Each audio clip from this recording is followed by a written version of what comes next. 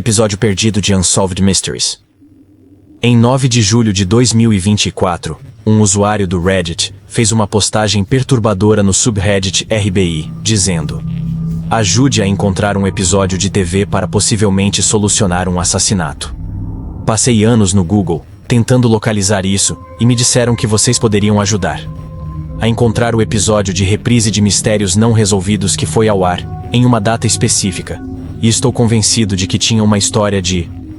Eu estava em um hotel em Bakersfield, Califórnia, no dia 17 de agosto de 2011, e às 11 da noite passava uma reprise de Unsolved Mysteries na TV.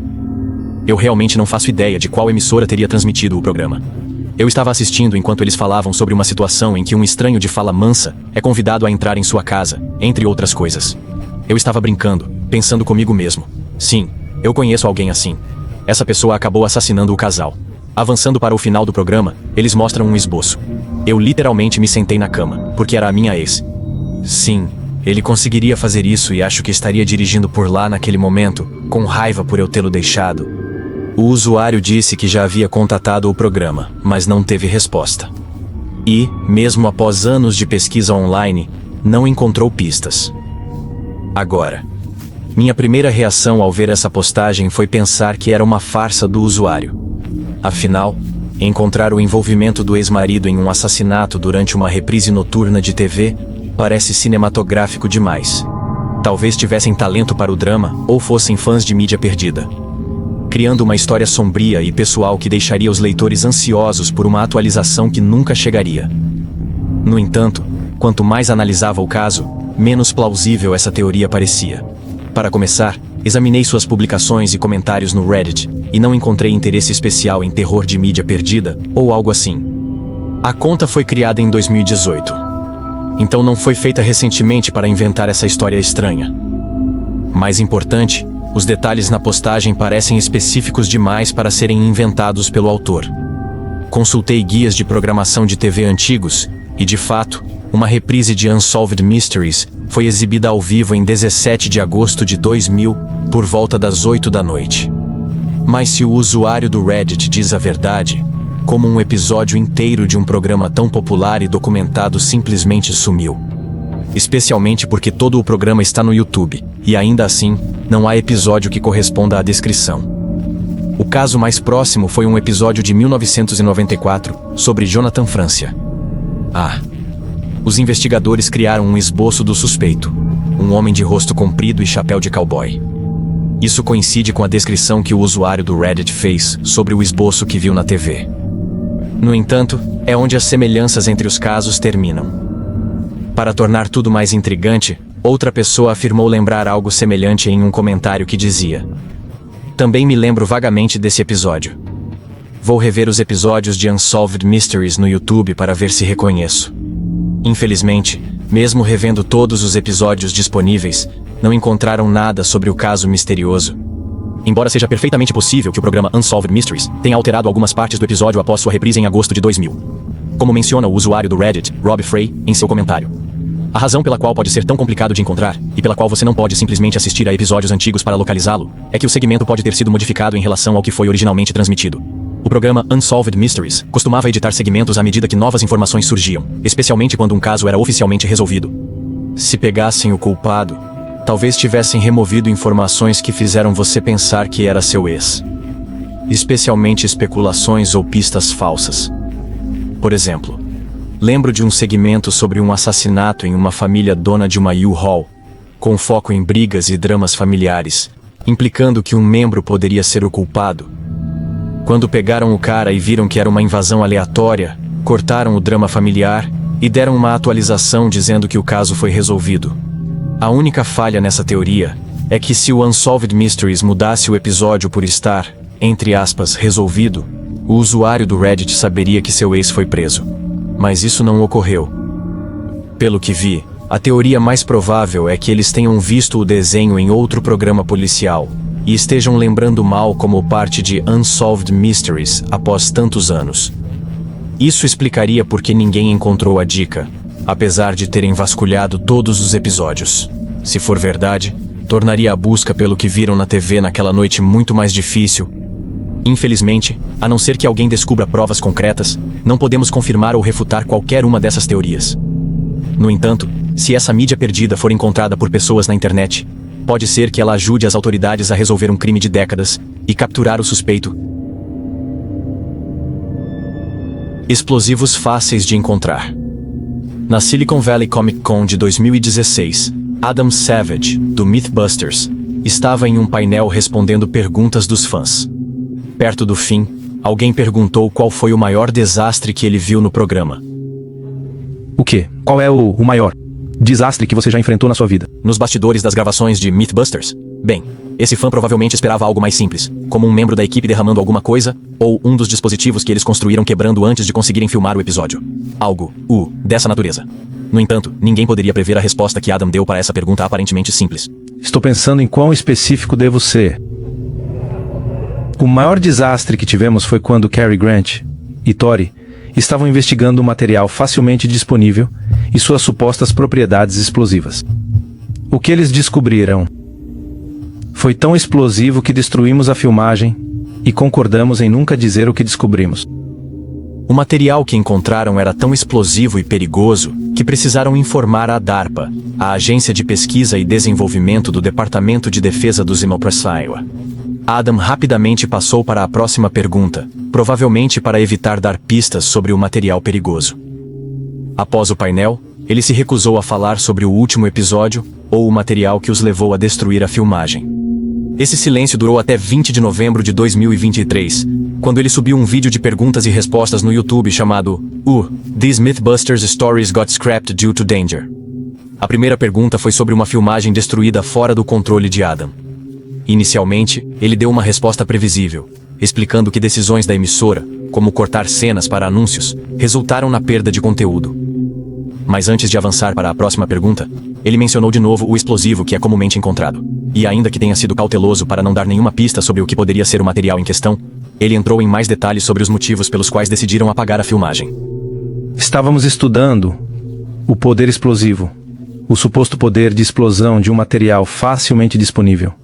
E o que descobrimos foi algo extremamente energético quando testamos. Decidimos em consenso não divulgar o que aprendemos. Pois é. Era algo tão comum, tão simples de implementar, tão fácil de executar que achamos que o mundo não ganharia nada com esse conhecimento. Essa é a razão pela qual você nunca assistiu a um episódio do Silenciador dos Caçadores de Mitos. Uma batata serve como silenciador em um travesseiro, ou uma garrafa de refrigerante de 2 litros? Essas são perguntas bem interessantes. Silenciadores são fascinantes tecnicamente, mas balas silenciadas não trazem benefício para a humanidade. Isso faz sentido, já que os caça-mitos tinham milhões de espectadores no mundo. O programa ganhou fama desmistificando mitos e mostrando fatos, por mais surpreendentes ou perigosos.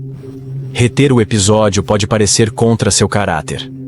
Alguns podem argumentar que tinham a responsabilidade de divulgar o episódio, por transparência científica, e para educar sobre riscos. Educar sobre os perigos de um material comum poderia ter gerado conversas importantes sobre segurança e regulamentação, evitando acidentes por ignorância. Mas há outro lado difícil de ignorar. Mythbusters não era só ciência, era entretenimento. Publicar um guia de como transformar um material comum em arma seria, no mínimo, irresponsável e, no máximo, catastrófico. O mundo tem muitas pessoas que podem usar mal essas informações, e os riscos eram altos demais para serem ignorados. Então, arquivar o episódio foi a decisão mais responsável. Fiz pesquisas online, e há especulações sobre o que seria esse misterioso explosivo. Alguns dizem que é apenas farinha. Para quem não sabe, a farinha não compactada é altamente inflamável e pode causar uma grande explosão ao queimar. Um produto químico mencionado em várias teorias é a tanerita, um explosivo binário usado em armas de longo alcance. Ela é útil para marcar alvos, detonando visivelmente ao impacto. Importante, está disponível online. Qualquer um pode comprar tanerite na internet por um preço baixo, sem permissão ou verificação. Mas há um problema com essas teorias. Nenhum dos materiais cria um explosivo tão perigoso que justifique as medidas drásticas da equipe dos caçadores de mitos. Por exemplo, uma explosão de tanerita é impressionante, mas não perigosa o suficiente para tal reação dos caçadores de mitos. Ao pesquisar, encontrei o triperóxido de triacetona, que se alinha com o que sabemos sobre o produto químico misterioso. Para começar, os materiais para produzir triperóxido de triacetona são encontrados em muitas casas. A acetona, usada como diluente de tinta e removedor de esmalte, e o peróxido, usado como alvejante. O mais importante é que pequenas quantidades de triperóxido de triacetona causam danos enormes. A menos que alguém tenha uma cópia secreta deste episódio e a publique na internet, nunca saberemos ao certo. E, levando em conta a maneira como Adam explicou o perigo desse material, este é um dos raros casos em que, para ser honesto, é realmente melhor que o vídeo continue como parte da Lost Media. Incidente com a lâmina de Jay Leno. Em 14 de abril de 2022, um usuário anônimo do 4chans TV mencionou um incidente perturbador de um episódio antigo do Tonight Show com Jay Leno. Disseram que Jay Leno tinha um mágico que fazia um truque de cortar a mulher ao meio. Ele começou a cortar, e a mulher gritou para ele parar, como se estivesse realmente sendo cortada, e começaram a ajudá-la. Desde então, nunca mais vi ou ouvi nada sobre isso, e nunca consegui encontrar o clipe novamente. O episódio em questão foi transmitido no dia 21 de junho de 2001. De acordo com a história, um dos convidados desse episódio era Arsenio Hall, que estava prestes a realizar um truque clássico de mágica, onde cortaria uma pessoa ao meio. No entanto, durante a execução do truque, algo deu terrivelmente errado. Ele acabou esfaqueando acidentalmente a mulher que estava se oferecendo como voluntária para o truque. Algo notável nesse episódio foi que Leno quis mostrar solidariedade com as quedas de energia na Califórnia. Então ele fez seu programa em um cenário iluminado apenas por velas e lanternas de mão distribuídas ao público. Talvez a falta de visibilidade tenha feito Arsenio errar e machucar a mulher. Infelizmente, a maioria dos episódios antigos do Tonight Show mal existe nos arquivos e é considerada mídia perdida. O episódio de June 21 está entre os perdidos no tempo. Então não posso verificar diretamente o incidente, mas encontrei pistas para montar o que pode ter ocorrido. Há 3 possibilidades distintas. A primeira possibilidade é que esse incidente nunca ocorreu de verdade, e o usuário do 4chan estava inventando. Contudo, essa hipótese não se sustenta, pois encontrei postagens antigas no fórum de 2001, onde as pessoas discutiam o incidente online após assisti-lo, como um usuário chamado Dan, cuja postagem oferece mais detalhes sobre o ocorrido. Alguém assistiu ao programa Tonight com Jay Leno na segunda à noite? Foi uma repetição, quando apagaram todas as luzes do estúdio e houve um apagão. Arsenio Hall era o convidado e ia fazer um truque de mágica cortando uma mulher ao meio. A mulher estava deitada na caixa. Ele tentou enfiar a lâmina e de repente ela começou a gritar. Isso me cortou. E de repente eles cortaram para um comercial. Eu fiquei pensando, o quê? Isso só pode ser uma piada. Então, quando eles voltaram dos comerciais, Jay parecia bastante confuso e não mencionaram mais nada sobre o truque pelo resto da noite. Alguém mais viu isso? Alguém sabe alguma coisa sobre o que aconteceu com essa mulher? Foi realmente muito estranho.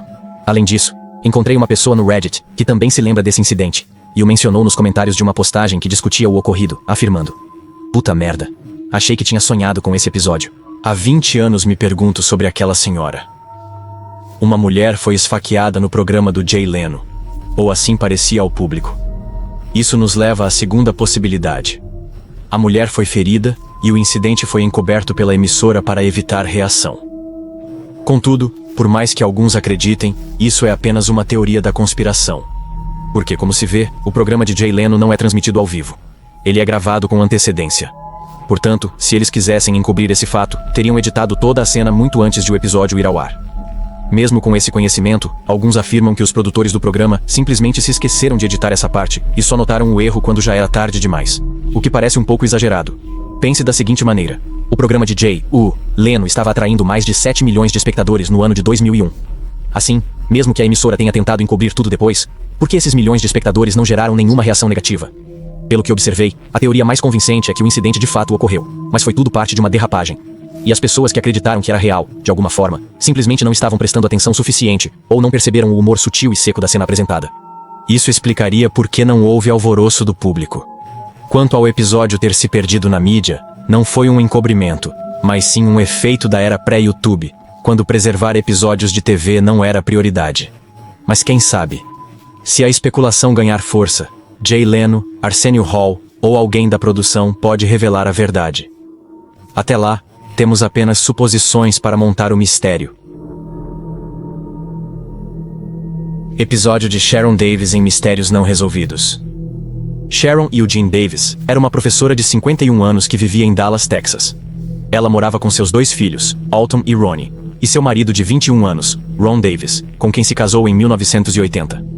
Infelizmente, o relacionamento com Ron não era ideal. 5 anos após o casamento, em 1985, Sharon pediu o divórcio. Descreveu o marido como controlador e mal-humorado. Retirou dinheiro da conta conjunta e planejava se mudar para Los Angeles com os filhos. No entanto, logo após pedir o divórcio, ela misteriosamente mudou de ideia e voltou a morar com Ron. Em 11 de junho de 2001, Sharon encontrou coragem novamente para viver com Ron. Sharon decidiu pedir o divórcio mais uma vez. E dessa vez, estava determinada a seguir em frente a qualquer custo. Ela planejava se mudar de sua casa na Elderleaf Drive, enquanto seu advogado buscava uma ordem de restrição temporária contra Ron, seu marido. Porém, quando tudo parecia bem, uma tragédia ocorreu.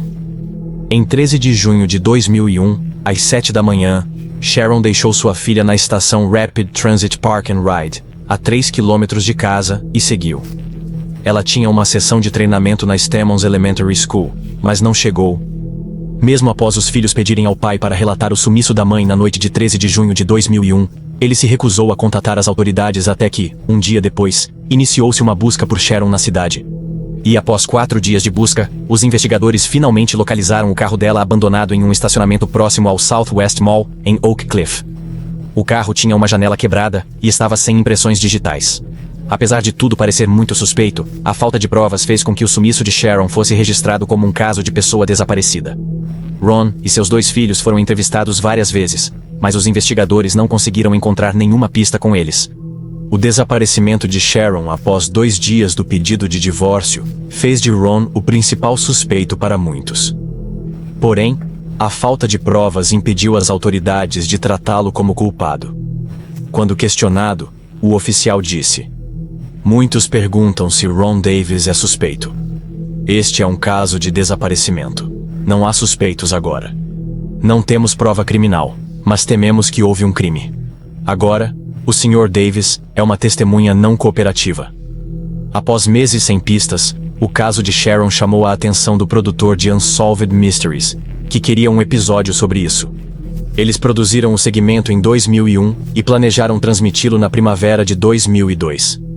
Precisavam de uma entrevista com Ron. No entanto, quando os produtores se aproximaram dele, ele recusou e foi bastante duro. Mas, ao tentarem exibir o segmento sem a entrevista de Ron, ele se opôs novamente e enviou uma carta de acusação aos produtores, pedindo que não exibissem o segmento sobre Sharon. E é aí que entra o aspecto de mídia perdida dessa história. Os produtores do programa atenderam ao pedido de Ron e retiraram tudo do ar. E pelo que eu sei, essa filmagem nunca chegou a ser divulgada. É totalmente possível que uma testemunha tenha aparecido com informações importantes após ver a história de Sharon na televisão. No entanto, a recusa de Ron acabou fechando a porta para qualquer pista potencial que pudesse ter alterado o rumo da investigação. Isso, sem dúvida, atraiu ainda mais atenção para Ron. Ele chegou a receber apelidos como o homem mais culpado e, ao mesmo tempo, não culpado. Já se passaram 22 anos sem atualizações sobre o caso de Sharon. Game in the Sand. Game in the Sand é um curta chocante do diretor alemão Werner Herzog. Se você já ouviu falar dele, sabe que ele é famoso por ultrapassar limites, nem sempre de forma positiva. Seus sets são caóticos, com ferimentos e mortes em produções. E aparentemente, ele é assim desde o início. Game in the Sand foi seu segundo filme, em 1964. No entanto, após terminar o filme, Werner ficou tão horrorizado que decidiu nunca mostrá-lo ao público. Sabemos apenas que o curta tinha 2 crianças, um galo e uma caixa de papelão. Foi filmado em uma área arenosa, por isso o nome. Segundo Werner, as coisas saíram do controle nas filmagens. A premissa do filme é totalmente desconhecida. Werner só mencionou uma cena onde o galo foi enterrado na areia até o pescoço. Todo o resto sobre o filme é especulação. Com a reputação de Werner, surgiram teorias malucas na internet. Alguns acreditam que o galo sufocou ao ser enterrado, fazendo as crianças assistirem sua morte lenta. Outros pensam que as crianças podem ter matado o galo brutalmente, por conta própria ou sob ordens de Werner. Isso pode explicar por que o filme foi enterrado inicialmente. Alguns especularam o oposto. Talvez o galo tenha ferido as crianças com bico ou garras, e Werner filmou isso. O problema dessas teorias é que nada disso se aproxima do material lançado em outras obras de Werner, como Mortes Mostradas. O que poderia ter dado tão errado nas filmagens de Game in the Sand para ser pior? É possível que Game in the Sand não seja real, mas algo que Werner inventou para criar mistério ou hype para futuros projetos. Infelizmente, talvez nunca saberemos a verdade. As identidades das crianças nunca foram reveladas, e o compositor do filme, Uwe Brandner, que poderia esclarecer, faleceu em 2018. Mesmo que o curta seja real, duvido que Werner mudasse de ideia 60 anos depois e o divulgasse. O Skywayman. Ormer Locklear era um piloto de acrobacias ousado dos Estados Unidos, que ganhou fama no início do século XX, após realizar a acrobacia aérea mais insana de sua época. Com a filmagem de sua acrobacia viralizando pelo país, Ormer foi convidado para atuar em um pseudo-documentário sobre acrobacias aéreas, chamado Skywayman, em abril de 1920. Resumindo, o filme era uma coleção das acrobacias mais loucas que Ormer conseguia fazer com sucesso em um avião. As filmagens do filme começaram em 11 de junho de 1920, nas áreas de Los Angeles e São Francisco. No entanto, as acrobacias no filme eram bastante difíceis, como a queda de um campanário de igreja pela aeronave de Locklear e a transferência de uma aeronave para um trem, ambas quase terminaram em desastre. Mas, apesar dos muitos acidentes, Ormer e os outros pilotos de acrobacias saíram ilesos. Logo foi a hora de gravar a última acrobacia do filme, que era relativamente segura comparada ao que Ormer já havia feito. Seria apenas um movimento de giro simples, filmado durante o dia com o uso de filtros de câmera especiais para dar a impressão de que tudo acontecia à noite. Contudo, quando Ormer descobriu que o estúdio não tinha planos de renovar seu contrato para mais filmes, ele insistiu em realizar a acrobacia à noite, provavelmente como uma tentativa desesperada de causar uma boa impressão nos produtores. Infelizmente, foi nesse momento que sua sorte chegou ao fim. Em 2 de agosto de 1920, Ormer e seu parceiro de voo de longa data, MC Milton Elliott, realizaram um voo noturno. Para tornar o avião visível no escuro, a equipe o iluminou com grandes luzes de arco. Porém, eram muito brilhantes. Então, as desligavam após as acrobacias para que Ormur não ficasse cego e pudesse pousar em segurança. Talvez por negligência ou má sorte, esqueceram de desligá-las, e para horror de todos, o avião caiu, matando Ormur e Milton no impacto.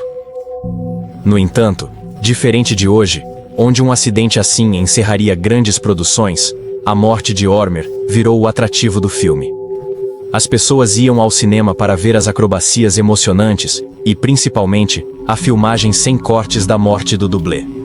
Infelizmente, o filme se perdeu no tempo, mas temos provas de que foi real, como um memorial para Ormer e Milton na edição de novembro de 1920 da revista Screenland. Também achei uma crítica breve do filme na mesma edição, que diz: Último filme de Ormer Locklear, dirigido por James Hogan. Louise, adorável. Agora uma estrela da Fox, dá um ótimo apoio. Cheio de emoções e acrobacias aéreas. O melhor filme que já tivemos. A Fox doa 10% dos lucros deste filme para as famílias de Locklear e Elliott, que morreram na filmagem da cena final. O filme em si tornou-se uma mídia perdida no verdadeiro sentido da palavra. No último século, várias tentativas foram feitas para encontrar uma cópia, todas sem sucesso.